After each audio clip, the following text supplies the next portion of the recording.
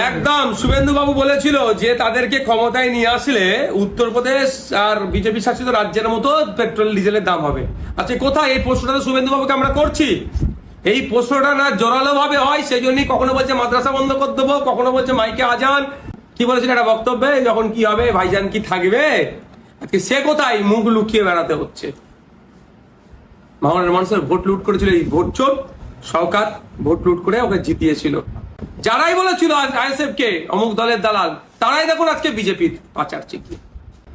এখন প্রশ্ন এখন আমি জানতে চাই তাদের কাছে, যারা বলেছিল তৃণমূলকে দিয়ে ভোট বিজেপিকে আটকাতে বলে গল্প শোনাচ্ছিল, স্টেজ থেকে শুরু করে বিভিন্ন ধর্মীয় মঞ্চ থেকে শুরু করে সামাজিক মঞ্চ থেকে গল্প শোনাচ্ছিল যে বিজেপিকে আটকানোর জন্য তৃণমূলকে ভোট দিন। আজকে তাদের কাছে প্রশ্ন করব, মুখ খুলছেন না কেন আপনারা? সব ষড়যন্ত্র বলবো না, কিছু অন্যায় করছে তারা, আমরা বহিষ্কার করছি দল থেকে। যে ফুটেজগুলো পাওয়া গেছে, ফুটেজ নিয়ে আমরা ভেরিফাই করেছি, যারা দোষী পার্টি থেকে তাদেরকে আমরা কি করেছি, বহিষ্কার করেছি। কোনো কথা একটা করতে হবে, শিক্ষা নিয়ে আপনি বলেন, আপনি স্বাস্থ্য নিয়ে বলেন, মৎস্য নিয়ে বলেন, এগ্রিকালচারের উপরে বলেন, এক একটা বিষয় বলতে হবে, তার উপরে মূল্যায়ন হবে। তাহলে কোশ্চেন এত বড় করছেন, ছোট ছোট জবাব দিলে হবে না। আপনি বলুন। মমতা বন্দ্যোপাধ্যায় অবশেষে কংগ্রেসের সহসভাপতি পদে অফার পেয়েছে, সোনিয়া গান্ধীর ঘোষণা, কি বলবেন? ঘোষণা আমি শুনছি। গতকালকে কংগ্রেসের দুটো সিনিয়র মোস্ট লিডারের প্রেস কনফারেন্স আপনারা শুনেছেন কি? তাহলে অনেকটা এই বিষয় ক্লিয়ার হয়ে যেত। স্টাডি সেন্টার যেগুলোকে বলা হয়, সেগুলোতে ইসলামিক থিওলজির যারা এক্সাম দিচ্ছিল তাদের এক্সাম বন্ধ করেছে। এই বিষয়টা নিয়ে আমি জানতে চেয়েছি, যে উত্তর পেয়েছি প্রশাসনের অর্থাৎ আলিয়া বিশ্ববিদ্যালয়ের তরফ থেকে, সেটা সন্তোষজনক নয়। তারা বলছে যে ওই সার্ভের নামক এই ধরনের এটাকে দেখানো হচ্ছে।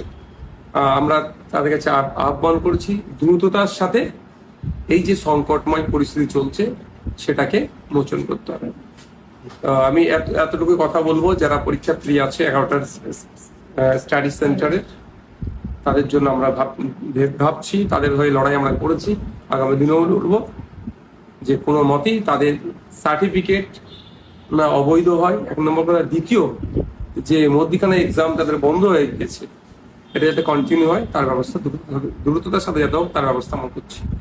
সব ষড়যন্ত্র বলবো না, কিছু অন্যায় করছে তারা, আমরা বহিষ্কার করছি দল থেকে। অন্য দলের মতো আমরা বলবো না এড়িয়ে যাবো না, এটা ষড়যন্ত্র হ্যান ত্যান। যে ফুটেজগুলো পাওয়া গেছে, ফুটেজ নিয়ে আমরা ভেরিফাই করেছি, যারা দোষী পার্টি থেকে তাদেরকে আমরা কি করেছি, বহিষ্কার করেছি।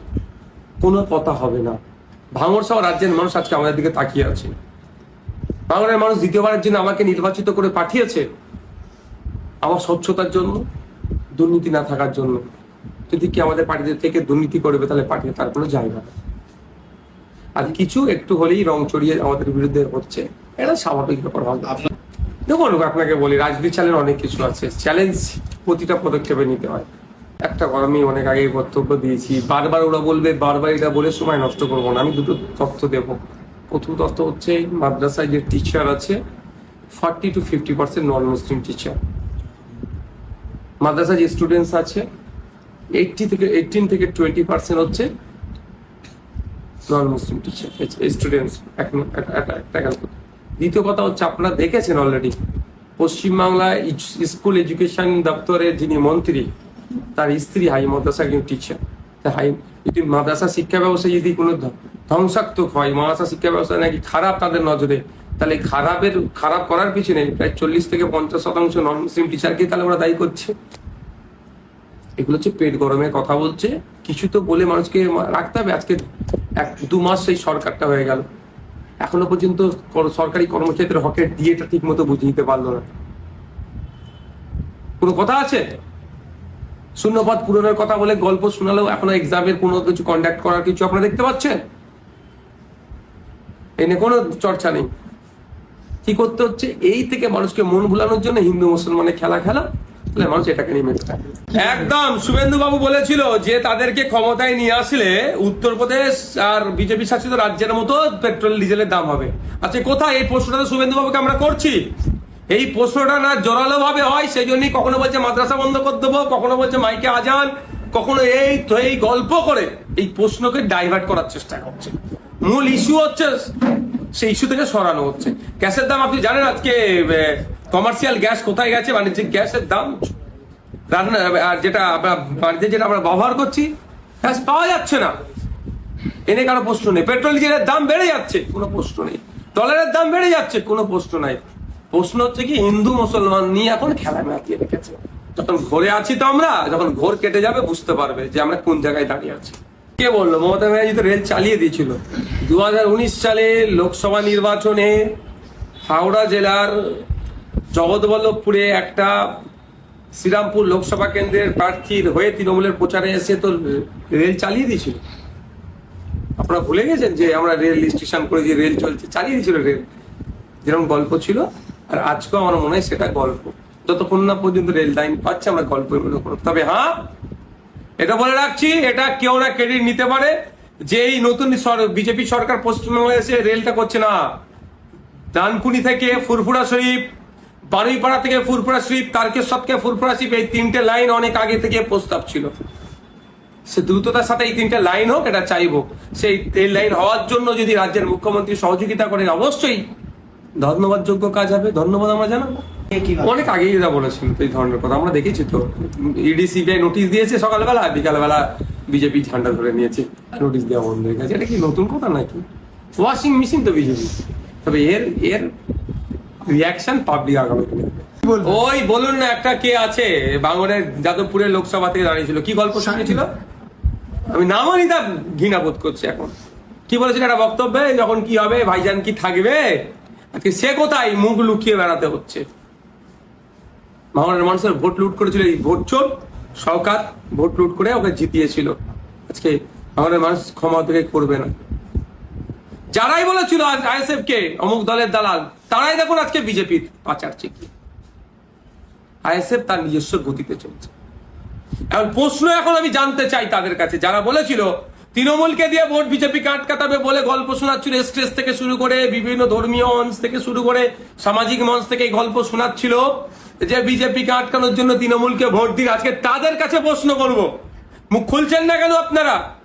বকলমে যারা বিজেপিকে সাপোর্ট করছে, আপনারা দেখেছেন আজকে অনেক চ্যালেঞ্জ দাবি করছে 300+ বিজেপির এমপি সিট। কেন এনডিএ নাকি 300+? কেন 300+ তো নয়, এই তৃণমূলের এমপি গুলোকে অ্যাড করছে। তার মানে বকলমেরা তো বিজেপিকে সাপোর্ট করছে। কিন্তু সেই সময় যারা বলেছিল 2024 লোকসভা নির্বাচনে বা বিধানসভা নির্বাচনে, তারা কোথায়? এই 60টা তৃণমূলের এমএলএ যারা এখন বিজেপিকে বকলমে সাপোর্ট দিচ্ছে বিধানসভার মধ্যে, তাদের বিরুদ্ধে একটা কথা বলছে না কেন? ভয় পেয়ে গেছে নাকি? তখন খুব মানে কারণে চাটুকারিতা করতেন। এর জবাব কিন্তু বাংলার মানুষ আপনাদের কাছ থেকে আগামী দিনে নেবে। সব দেখছে বাংলার মানুষ, কে কি বলছে না বলছে সব লক্ষ্য করছে। সময়ে সুদে আসলে গণতান্ত্রিক প্রক্রিয়া উসুল করবে। দুটো কথা, অভিষেক বাবুকে এইরকমই থাকবে। এখানে কাউন্সিলর থেকে শুরু করে প্রাক্তন যারা, তাদেরকে ধরে জেলে উঠছে।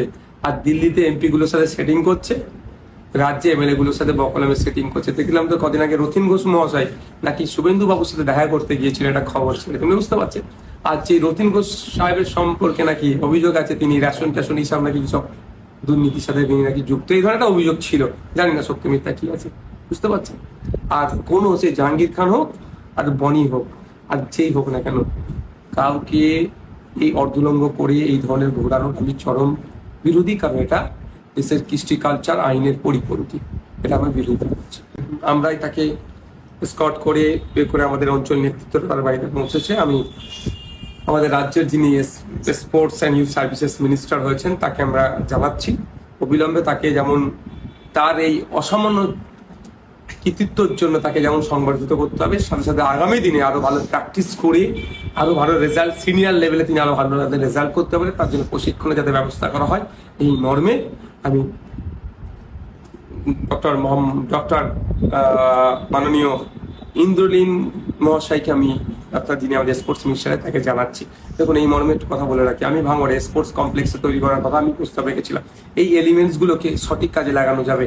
একটা উন্নত মানের ট্র্যাক থাকলে সেখানে দৌড়াতে পারবে, কারণ এখন তো ওরাকে যেতে হবে কোথায়, শর্ট লেগে আসতে হবে। ভাঙড় থেকে শর্ট লেগের দূরত্ব, গাড়ি ভাড়া তার পক্ষে বেয়ার করা সম্ভব নয়।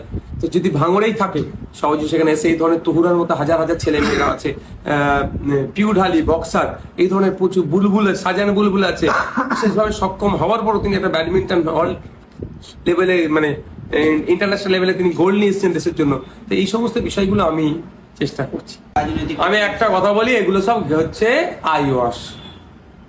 শুভেন্দু বাবু এইটুকু বুঝাতে চাইছেন বিজেপি বিশাল কিছু করছি, ভাইপোর ওপরে এরকম করছি, ঘোড়ার ডিম। অলরেডি যেগুলো তদন্ত হয়ে বসে আছে বা ধরবে আর জেলের মধ্যে ভরে দেবে, সেগুলো কিছু করছে? কালীঘাটের কাকুর ভয়েস টেস্টের রিপোর্ট আপনারা জানতে পেরেছেন? ভয়েস টেস্ট হয়ে গেছে অলরেডি, ওগুলো ধরে ওগুলো ভরুক না। 26,000 চাকরি বাতিল থেকে শুরু করে এইসব দুর্নীতি, গরু চুরি, কয়লা পাচার, গরু পাচার, বালি চুরি, এগুলো এই মামলাগুলো তো মানে প্রায় 70% গিয়ে পৌঁছে গিয়েছে। ওগুলোকে স্পিড আপ করুক না কেন? একটা নতুন মামলা নতুন শুরু করছে মানে বুঝতে পারছেন, দেখাবে বিশাল কিছু হচ্ছে, সামান্য একটা শুধুমাত্র আই ওয়াশ ছাড়া আর কিচ্ছু না।